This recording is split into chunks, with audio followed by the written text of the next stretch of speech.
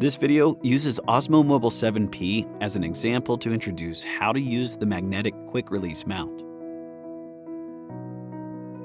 If you purchase the magnetic quick-release mount, you can use it to quickly attach your phone to the gimbal. Make sure there are no stickers or other foreign material on the back of the phone. Attach the accessory to the back of the phone and align it correctly. You can also attach the accessory to iPhone cases with MagSafe, made by Apple. Next, align the marks and attach the phone to the gimbal.